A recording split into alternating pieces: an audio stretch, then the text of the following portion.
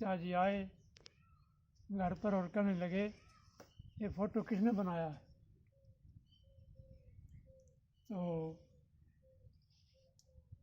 लड़के ने जानबूझकर कहा अपने आप बन गया, क्योंकि पिताजी ये कहते थे, लड़का कहता था पर पिताजी दुनिया बनाई परमात्मा ने, तो पिताजी कहते अपने आप बनी है, किसी ने नहीं बनाई, वह परमात्मा नहीं है।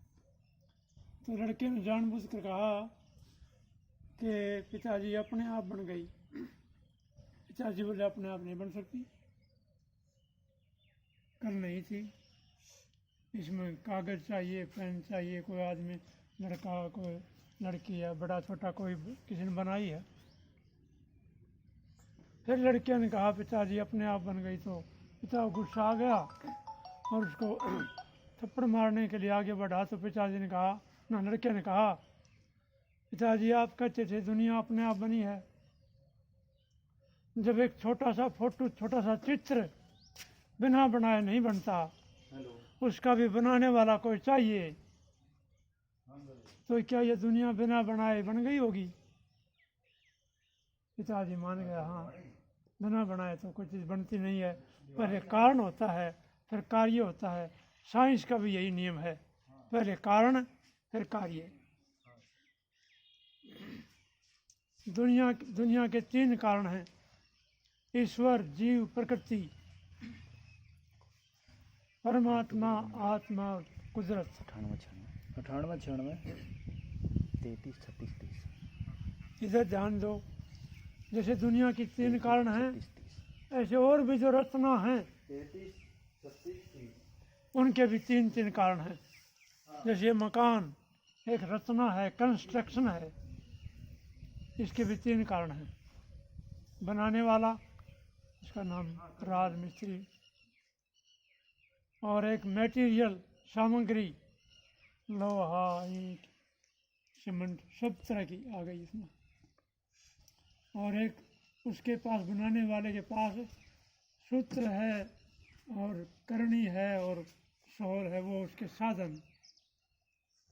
और छोटा कार्य लो, दुनिया बड़ा कार्य, ये मकानवादी एक मध्यम कार्य, और छोटा कार्य लो जिससे आपको ये समझ आ जाए कि 3 कारण हैं किसी भी रचना के, और बिना बनाए कोई चीज़ नहीं बनती।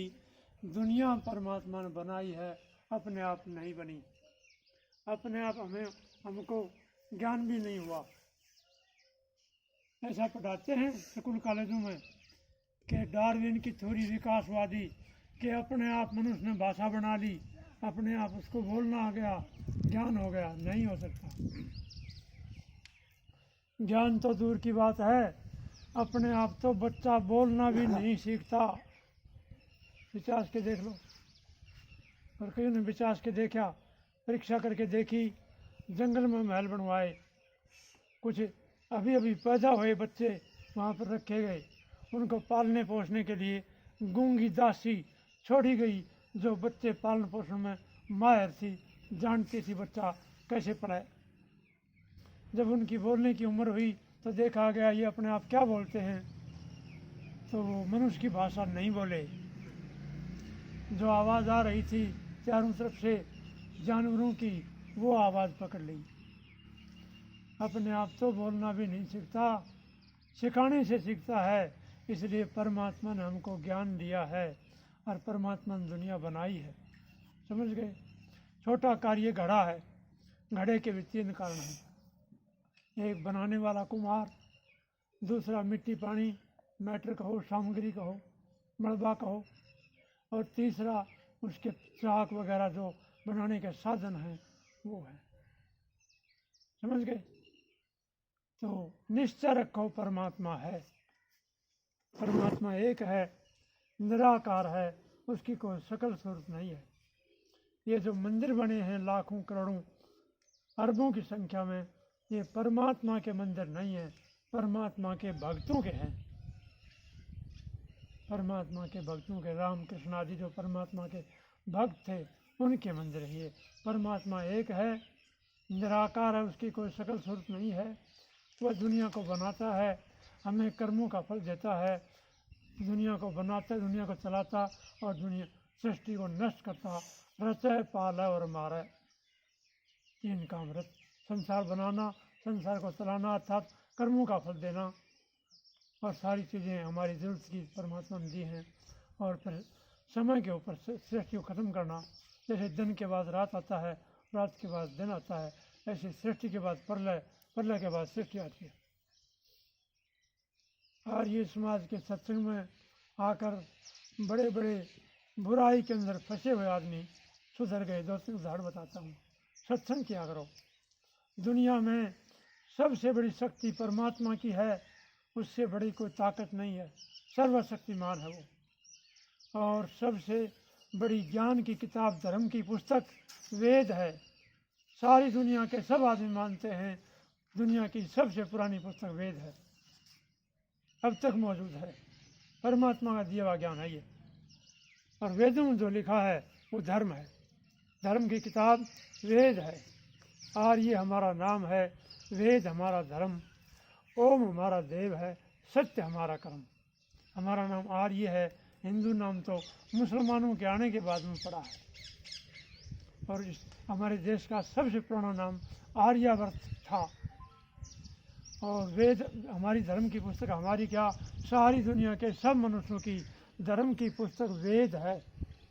और जो किताबें हैं, पुराण वगैरह झूठी किताबें हैं, भागवत आदि झूठी किताबें हैं, जिनमें कृष्ण के ऊपर इल्ज़ाम लगाए हैं कि कृष्ण नहाती हुई लड़कियों के कपड़े उठाकर भाग गया। ये भागवत के अंदर लिखा है। कितनी गंदी बात है। और लोग कहते हैं भागवत की कथा हो रही है, ये पाप की कथा हो रही है। धर्म की किताब नहीं है, पुराण झूठे हैं। गप्पों का माल बिकने को मंडी में 18 दुकान थी। दादा बस्ती राम ने गाया था, 18 पुस्तक पुराण नाम की गप्पों का ढेर है। तो हमारा कर्म सत्य है। जो आदमी ये कहे मैं धर्मात्मा हूँ और वो आडंबर करे, दिखावा करे, तिलक लगाए या वो कोई दूसरा बाना पहने, झुंड रख ले और यूँ कहे मैं धर्मात्मा हूँ, उसकी परीक्षा करनी हो, आपको जांच करनी हो तो देख लो वो सत्य बोलता है या झूठ बोलता है। यदि सत्य बोलता है तो धर्मात्मा है, सत्य नहीं बोलता तो दिखावा है, ढोंग है, पाखंड है। सत्य हमारा कर्म। सत्य, धर्म, न्याय और निष्पक्षता, ये चारों पर्यायवाची हैं। और सुनो, परमात्मा और वेद की पुस्तक और दयानंद महर्षि और आर्य समाज संस्था, ये चारों भी एक चीज में हैं। इनकी बातें एक सी हैं। परमात्मा को हुक्म वेद है और वेदों का प्रचारक स्वामी दयानंद हुआ महाभारत के बाद में। वेदों का पंडित और स्वामी दयानंद के नियम सिद्धांतों को अर्थात वेदों के सिद्धांतों का प्रचार आर्य समाज करता है।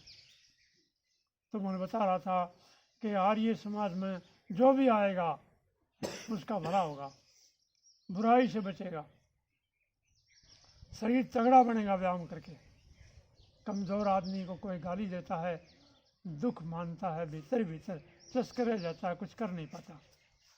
अब ताकत हो तो गाली देने वाले को तो गलत काम करने वाले की गलबटी पकड़ के नीचे चला दे।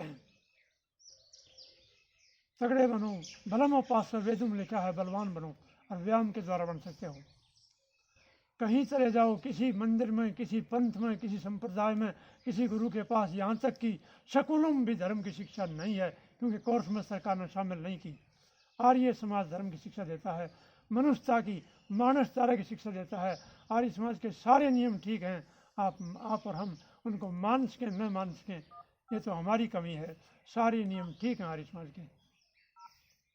तो सत्संग से क्या क्या चमत्कार हुए हैं, 2-3 घटना सुन लो। देखो, साधारण सी बात, एक लड़का आर्य समाज में गया, वहाँ पर एक भजन गाया जा रहा था, कड़वे बोल न बोल। बच्चे ने याद कर लिया, गाना जानता था वो, उसकी आवाज़ सुरीली बड़ी आवाज़ थी, मीठी मीठी आवाज़, रंगत उसकी बच्चे की। वो भजन उसने याद कर लिया और घर पर आकर गाया, कड़वे बोल न बोल। ये उसकी टेक थी, और भी लंबा भजन था। घर में ऐसा हो रहा था 2-3 दिन से, माता पिता की अनबन हो रही थी, बोलचाल बंद हो रही थी। कोई हो गया झगड़ा, बच्चा गा रहा है कड़वे बोल न बोल। तो माँ ने कहा ये भजन तो तेरे पिता के काम का है, तेरे पिता के पास जाकर गाओ। पिता को भजन बड़ा प्यारा अच्छा लगा, और पिता ने कहा ये भजन तो तेरी माँ के काम का है, तेरी माँ के पास जाकर गाओ। तब पिता कहता है माँ के पास जाकर गाओ, माँ कहती है पिता के पास जाकर गाओ। बच्चा बीच में आंगन में खड़ा हो गया, प्यारी प्यारी सूरत, भोला बच्चा, निष्पाप बच्चे बन के सच्चे, बड़ी श्रद्धा प्रेम से और बड़ी मीठे स्वर से गाना गा रहा है, कड़वे बोल न बोल। उस बालक को देखकर, वो भजन सुनकर माता पिता को हंसी आ गई और बोलचाल शुरू हो गई। देखिए कितना चमत्कार होता है सत्संग से। सुनो कौन कौन गिरे हुए आदमी और ऊंचे उठ गए, 2-3 घटना सुन लो। तो और जो सत्संग के नाम पर और जो प्रोग्राम होते हैं वो सत्संग नहीं है, ध्यान रखना। आर्य समाज की कड़वी बात भले की है, जैसे कुनीन कड़वी गोली बुखार को उतार देती है, ऐसे आर्य समाज की कड़वी बात का घूट पी ले, वो बुराइयों से पाखंडों से दूर हो जाता है। सत्संग के नाम पर हर एक गाँव के अंदर जो जागरण के नाम से, कि जागरण है, भंडारा है, सत्संग है, वहाँ पर जो खुराफात होती है वो सत्संग नहीं है। सत्संग वो है जिसमें बैठने से मनुष्य की बुराई छूट जाए। और जहाँ सत्संग होता वहाँ बीड़ियाँ का ढेर पड़ा तड़के बार की गई, सत्संग है ये। एक बुराई नहीं छूटी, और न को सच्चाई का मालूम हुआ, न को जानकारी हुई कि सच क्या है, झूठ क्या है, पाप क्या है, पुण्य क्या है, पता नहीं चला। वैसे गाते रहे मिश्री मिश्री कहने मुँह मीठा नहीं होता, चाहे लाख बार राम राम करो, ये राम की भक्ति नहीं है। राम की भक्ति है राम के कामों पर चलना। माता पिता को गाली देता है और राम राम करता है, कहता मैं राम का भक्त हूँ। तो राम का भक्त कैसे है? राम ने पिता की बात के अनुसार राज को ठोकर मार कर जंगलों में चला गया, करके दिखाओ। और कहता मैं कृष्ण का भक्त हूँ, कृष्ण की मूर्ति रखता है, कृष्ण की मूर्ति को धोख मारता है और कृष्ण कृष्ण करता है, या आरती लगी हुई है उसमें कृष्ण कृष्ण करते हैं। और गऊ, जब तक गऊ ने दूध दिया, नाटकी गऊ बछड़ी को बाहर धक्के मार दिया, गऊ को काट दिया, कसाई ले गए उसको, गऊ के हत्थे में काट दी। अनु कहा मैं कृष्ण का भक्त हूँ। तो कैसा कृष्ण का भक्त है? तो कंस है, कृष्ण का नाम तो गोपाल है। गऊ को बाहर निकाल दिया था ना, कम से कम गऊ सलाम छोड़ देता, तेरे काम की नहीं थी, पैसे देकर बाहर छोड़ दिया, लटकाती हुई फिर रही है, कसाई ले गए और कहता मैं कृष्ण का भक्त हूँ। ये नकली भक्ति हिंदुओं की, मैं कृष्ण का भक्त हूँ, राम का भक्त हूँ।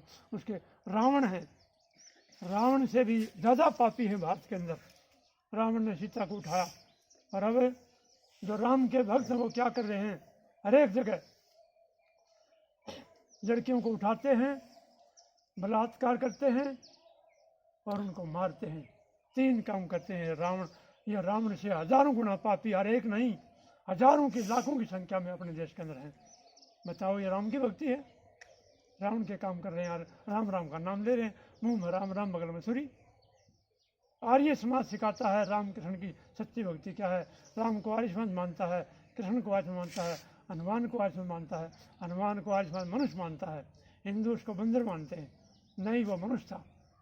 अरे जब ये कहा बाली सुग्रीव ने ये कहा राम से, ये वानर जाति थी, वानर इनका गोत्र था, जंगल में रहने के कारण था, या स्मार्ट चुस्त थे ये उसके काम था, या वानर द्वीप के रहने वाले थे, वानर इनका व्यूह था, ढांडा गोत्र के जाट हिसार के आसपास, सांप गोत्र के हीर नारनौल महेंद्रगढ़ में। ये जयसूल हाथी नाम का गवर्नर था हरियाणा का, उसका हाथी गोत्र था। ये गोत्र हैं, या उपनाम है, सरनेम है, ये गौणिक नाम है, उनका गुण था ये। तो मनुष्य था। सुग्रीव ने कहा कि मेरी पत्नी बाली ने खोस ली, जबरदस्ती राज छीन लिया, राम से कहा वो दिलवा दो। अब विचार लगाओ, क्या बंदरों में कोई किसी की पत्नी होती है? ये वानर थे, सुग्रीव बाली हनुमान, ये वानर थे। वानर मतलब इनका एक मतलब नाम था। क्या बंदरों में कोई किसी की पत्नी होती है? नहीं, ये मनुष्यों का नेम है। मेरी पत्नी, आपकी पत्नी, फलाने की पत्नी, ये मनुष्यों का नेम है। इसलिए हनुमान मनुष्य था। और हनुमान बात करता है राम से, गण दिखाता है कि ये गण हम पहाड़ पर बैठे हुए थे, कोई राक्षस एक औरत को ले जा रहा विमान के अंदर, रोती हुई जा रही, उसने हमको देख कर गणे डाल दिए, देख लो ये सीता के हैं क्या। मनुष्य की तरह बात कर रहा है, और मूर्ख हिंदू कहते हैं बंदर था। झूठ है ये बात। और फिर हनुमान ब्रह्मचारी था, और हनुमान के भक्त क्या कर रहे हैं? शराब पी रहे, और कहते हैं हनुमान की चोट करूँ मैं। अरे डूब जा, हनुमान तो नशे विषय से दूर था, ब्रह्मचारी था, अच्छा चाल चलन रखे, और अन्याय का विरोध कर और धर्म का साथ दे, तब मानेंगे हनुमान का भक्त है। तो बात दूसरी तरफ चली गई। देखो कौन कौन आदमी गिरे हुए थे आर्य समाज में आकर और उनकी बुराई को छोड़कर ऊंचे महात्मा बन गए। स्वामी दयानंद का भाषण हो रहा था, पंजाब की घटना है, शहर का नाम भूल गया। तो स्वामी दयानंद ने कहा मैं भाषण दे दूंगा उससे पहले कोई भजन गाए। तो अमीचंद नाम का एक तहसीलदार खड़ा हुआ और भजन गाया। बहुत बढ़िया गला और बहुत बढ़िया भजन, भजन के भाव भी बढ़िया और भजन का गाने का सुर भी बढ़िया। एकदम सभा जो है ना मंत्र मुग्ध हो गई, लट्टू हो गई और बड़ा अच्छा भजन हुआ। परंतु वो आदमी कैसा था? शराब पीता, मांस खाता और रंडीबाज था, वेश्यागामी था। उसने अपनी घरवाली को घर से बाहर निकाल रखा था, अमीचंद तहसीलदार। तो लोगों ने अगले दिन स्वामी जी ने कहा वही आदमी फिर आए, अमीचंद भजन गाए, फिर भजन गाया। पहले दिन तो आदमी नहीं बोले, महाराज से दब गए। अगले दिन कुछ बातचीत हुई, महाराज ये आदमी तो गिरा हुआ है और आपसे पहले भाषण दे रहा है, लोग क्या सोचेंगे? तब स्वामी जी ने उसका रोग, उसको स्वामी जी को उसका रोग ध्यान में आ गया और ये कहा, एक वाक्य बोला, अमीचंद है तो रतन परंतु कीचड़ में पड़ा हुआ है। ओहो, यही बात अमीचंद के दिल पर असर कर गई। घर पर यही बोलता हुआ जा रहा है, रास्ते में गली में, अमीचंद है तो रतन तू कीचड़ में पड़ा हुआ है, यही बोलता हुआ जा रहा है। लोग सोच रहे हैं आज फालतू पी लई। क्यों शराबी एक बात को बार बार दोहराता है, सुन भाई मेरी सुने, सुन रहे मेरी सुन। ऐसे तो सोचा लोगों ने कि भाई आज फालतू पी ले अमीचंद ने, ये बार बार कह रहा है कि अमीचंद है तो रतन तो कीचड़ में पड़ा हुआ है। परंतु उसके दिल पर थज्जा जी पर लगी थी चोट, असर हो गया था। जाकर जो है शराब मांस के वो बोतलें फोड़ दी, मांस के भांडे बगा दिए, फोड़ दिए और वो अपनी घरवाली को जाकर पैर पकड़ लिए, मेरी गलती है चलो, और रंडी के पास जाना छोड़ दिया। अमीचंद बड़ा भारी कवि बन गया। और सुनो, ये पंजाब की बात है, हरियाणा की बात सुनो। जुआ मारा रोहतक में था, अब सोनीपत में है। मारा गांव का पटवारी फूल सिंह नाम का, शराब पीता, मांस खाता, रिश्वत लेता था। तो लोगों ने मतलब उसके साथियों ने सोचा फूल सिंह बड़ा दिलेर आदमी है और बड़ा धर्म की रुचि वाला आदमी है, पर बुराई के अंदर फंस गया है, इसको किस तरह निकालें। उसके साथी उसको ले गए पानीपत में, सुना था प्रचार, पानीपत आरिस में जलसा था, उसको ले गए और वहाँ के पंडित पुरोहित को कह दिया कि इसको जनेऊ दे दो, समझा बुझाकर इसके गले में डाल दो, पक्का आदमी है, इसे जनेऊ गले में डाल दोगे निकालेगा नहीं। आज तुमने जनेऊ लिए हैं, जनेऊ की बेइज्जती मुस्कुराना निकालना नहीं। अंग्रेजों के राज में अनपढ़ जो फौजी थे हमारे हरियाणा के, जनेऊ पहनने वाले, अंग्रेज कहते थे ये क्या है, इसको निकालो, तो वो कहते थे नौकरी से हटा दो, इसको नहीं निकालूंगा। हकीकत राय छोटा बालक जनेऊ नहीं उतारा, चोटी नहीं कटाई और मृत्यु फांसी पर चढ़ गया, परंतु जनेऊ चोटी नहीं छोड़ी। तो वो कहता है वो, हाँ गिरा हुआ अमीचंद, हाँ भगत फूल सिंह की बात, भगत फूल सिंह को जनेऊ दे दिया और फिर नियम बता दिए, तो उसने शराब मांस छोड़ दिया, रिश्वत उल्टी दे दी धरती बेचकर। इतना बदल गया फूल सिंह कि एक गरीब आदमी का लात मार दी थी उसने, गुस्से में आके थोड़ा घर जाए बैठ गया, नहीं बोला मेरा उल्टी लात मारेगा जिद उठूँगा, वो नहीं बोला जी कोई बात नहीं मैं कौन मारूँ तेरा लात। गरीब आदमी था, उन्होंने गलती मान ली, महसूस कर ली, बस इतना है बहुत मेरे लिए, मैं लात ना मारूँ, नहीं बोला मैं उठूँगा नहीं। फिर लोग नहीं बोला बैठा दे, मरे पाला दे, इसके उठ गया, तब वो उठा।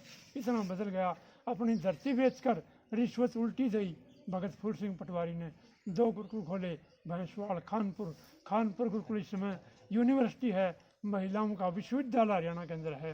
तो देखो कितना चमत्कार हुआ। अमीचंद और भगत फूल सिंह की कहानी सुनाई मैंने आपको।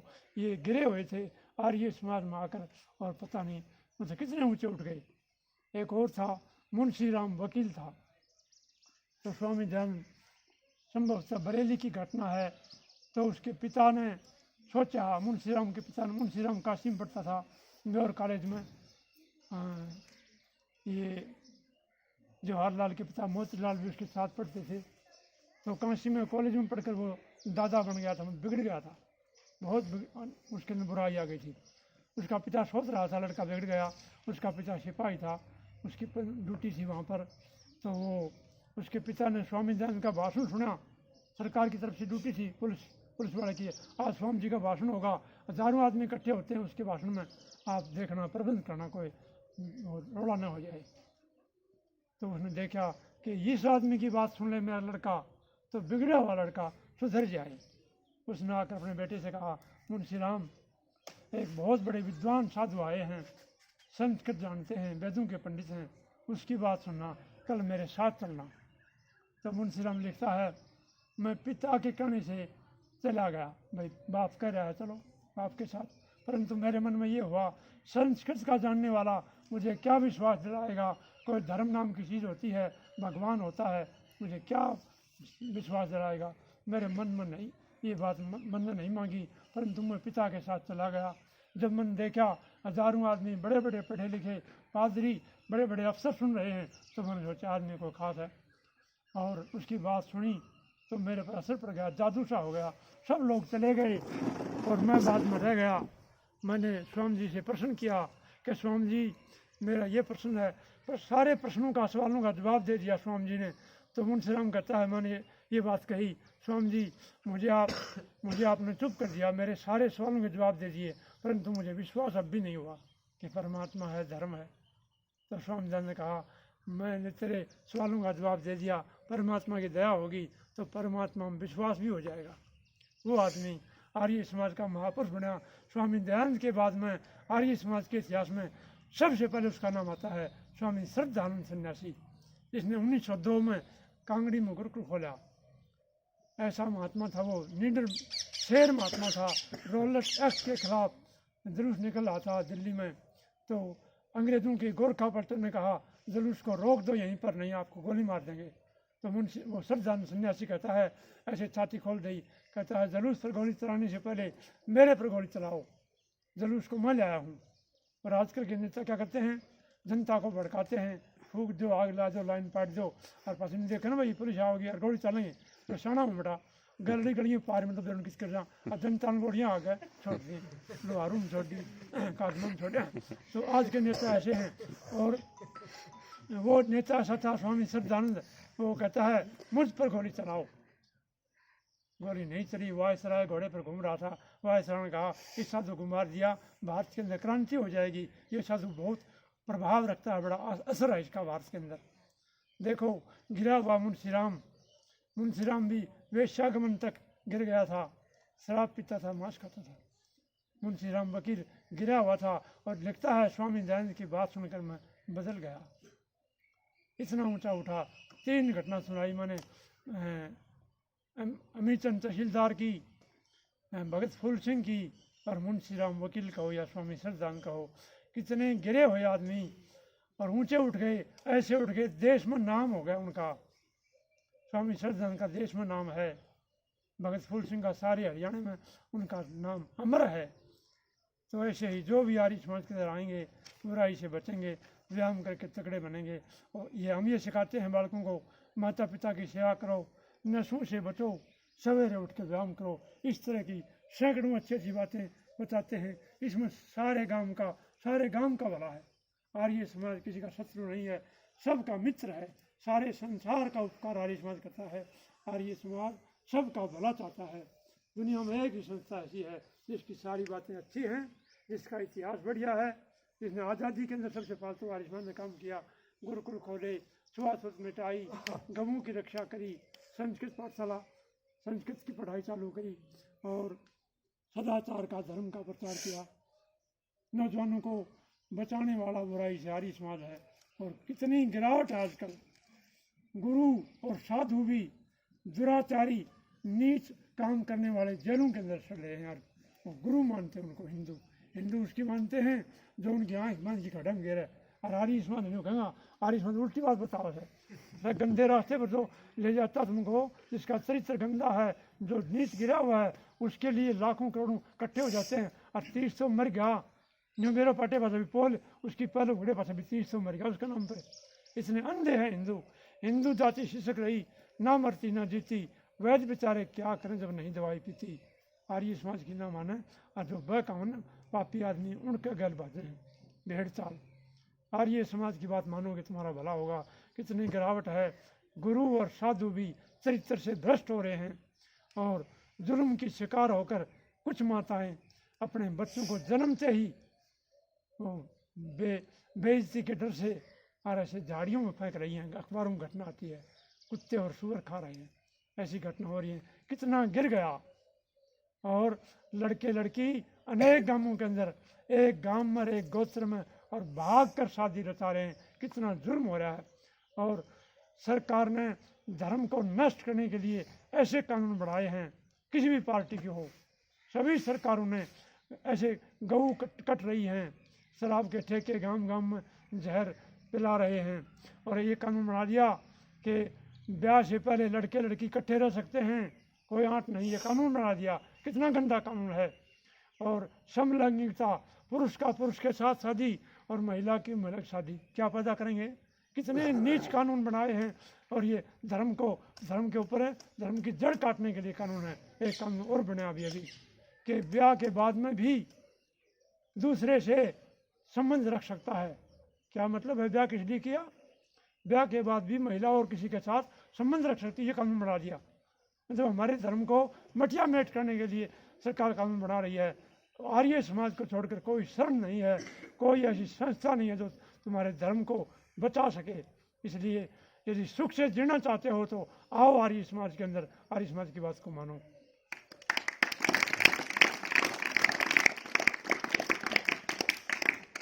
झूठ गाली चोरी, ये सारी चाल चलन की बातें बता दी कुलदीप ने। इन पर चलो, खूब खेल करो और माता पिता के काम में सहायता करो।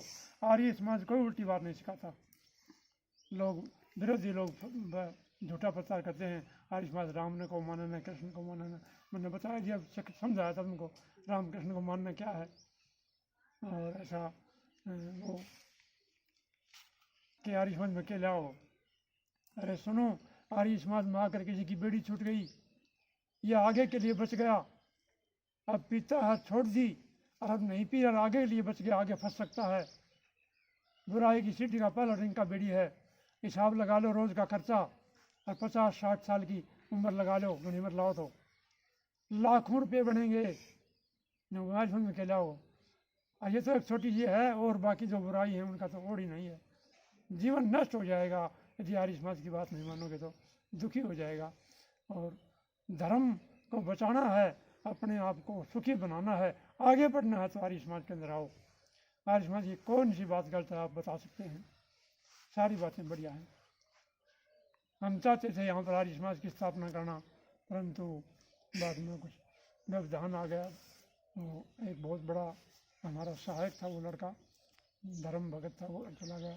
और भी हैं मेरे पास पढ़े हुए जो नॉन दम पढ़ते थे, वो भी मौजूद हैं। कुछ लड़के, कुछ नए लड़के भी हैं जो पहले हम कुलदीप पर वो आए थे, 2-3 मीटिंग करी थी आर्य समाज बनाने के लिए।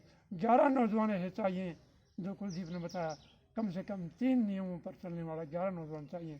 फालतू चाहे 20 हो, 50 हो, 100 हो, कम से कम 11 चाहिए ऐसे।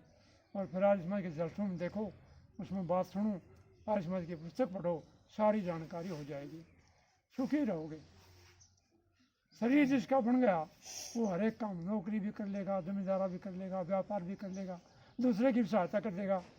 शरीर को बनाओ, और शरीर बनता है व्यायाम से, इसलिए व्यायाम आर्य समाज सिखाता है। इतनी लू के अंदर कौन घूमता है, टीवी ना, उसके टीवी के आगे बैठे हैं, और कूलर और वो क्या बोलते हैं एसी, उसके अंदर बैठे मकानों के अंदर, लोगों के अंदर कौन घूमता है। हमारी क्या आयु है, और चोट के कारण कितनी कमजोरी मेरे अंदर आ गई है, ये हमारे शिष्य चेले जानते हैं। फिर भी हमारी ये भावना है, धर्म का प्रचार हो तो न हमें कोई पैसे का लोभ है, न कोई हमारी राजनीति पॉलिटिक्स कोई पार्टी बाजी की बात है, और न कोई मान बढ़ाई की भूख है। हम इसलिए कष्ट सहते हैं इस उम्र में, इस लू के अंदर, जून का महीना कहो या जेठ का कहो, इस भयंकर लू में इसलिए गांव गांव घूम रहे हैं। ये हमारे शिष्य कुलदीप आदि के लड़के बुराई से बचें। हर एक गाँव के अंदर 50-100 लड़के तो बचेंगे ही बुराइयों से, नशों से। आप आज क्या हालत है, नौजवान अपराध के अंदर कोई तेल बेचे से, कोई तार तोड़े से, कोई दारू बेचे से, और पता नहीं क्या क्या कुकर्म कर रहे हैं। बचना है तो आर्य समाज में आओ, सही जीवन बनाना है और माता पिता के भक्त बनो, परमात्मा के भक्त बनो, हवन करो, ये अच्छे अच्छे काम करो, अच्छी पुस्तक पढ़ो, अच्छे फोटो रखो, ये सीधी राह पर आ जाओ। वही रास्ता है ये जो महाभारत से पहले सारी दुनिया में था, वैदिक धर्म और वेदों का रास्ता, परमात्मा का बताया हुआ रास्ता दयानंद ने हमको बताया। दयानंद किसी का शत्रु नहीं था। कई आदमी कहते हैं दयानंद ने ब्राह्मणों की काट की, नहीं नहीं, सच्चा ब्राह्मण दयानंद, जिसने जहर देने वाले को रुपयों की थैली देकर बचा दिया कि मेरे भगत तुमको मारेंगे अभी, ये लो रुपयों की थैली, भाग जाओ कहीं नेपाल आदि के अंदर चले जाओ। जहर देने वाले को रुपयों की थैली देकर बचाने वाला आदमी किसका शत्रु हो सकता है? स्वामी दयानंद सारे संसार के सब मनुष्यों का ही नहीं, प्राणी मात्र का भला चाहने वाला, प्राणी मात्र का मित्र था दयानंद। दयानंद की बात गलत नहीं है, क्योंकि दयानंद वेदों की बात करता है और वेद परमात्मा का दिया हुआ ज्ञान है। ईश्वर की परमात्मा की बात कह रहा दयानंद, उसको मानने में हमारा भला है। आ जाओ सीधे रास्ते पर, मेरी बातों का तुम्हें असर हुआ होगा। इन बातों को केवल सुनो मत, इनको धारण कर लो। ऐसे नहीं कि पल्ला झाड़ के उठ जाओ। एक लड़का जाता था आयुष्मान में, उसका पिता बोले आयुष्मान मत जाकर, नहीं बोला ठीक है पिता नहीं जाऊँगा। बोले ना उनका मंदिर का दौर जाना है तो कन्ना माली दे लिया कर, कन्ना माली दे ली, ठोकर लगी, कन्ना माली लकड़ गई। और उठा को बढ़िया बात बताओ था आयुष्मान मंदिर में था और दत्तू में कान में पड़ गई, उसने उसे दिन मार ली। तो उसके बाप समझ गया, उठा गया सारियाँ जरा वो बताऊँ इसी बात। तो न्यू जरा उठा क्यों गया था? मेरे पिताजी मैं कौन गया मंदिर में, अब मैं तो न्यू गई थी, कन्ना माली दे लिए मंदिर का दौर लग रहा जी, बोले वाह भी करा की थी। बोले फिर यह बात तो तुम उठे सुनी है भाई, वह बताऊँ। नहीं बोले क्या करूँ जी, ठोकर लगी मंदिर का दौरा है, करना मान लग रही, मेरा वह बात कानून पड़ गई, मैंने मान ली। नहीं बोले एक दिन मान ली, हमने सारी उम्र सत्संग सुनने वाला पास पल्ला झाड़ के उठ लिया, तो पल्ला झाड़ के ना उठ लो भाई, ये बात माननी है।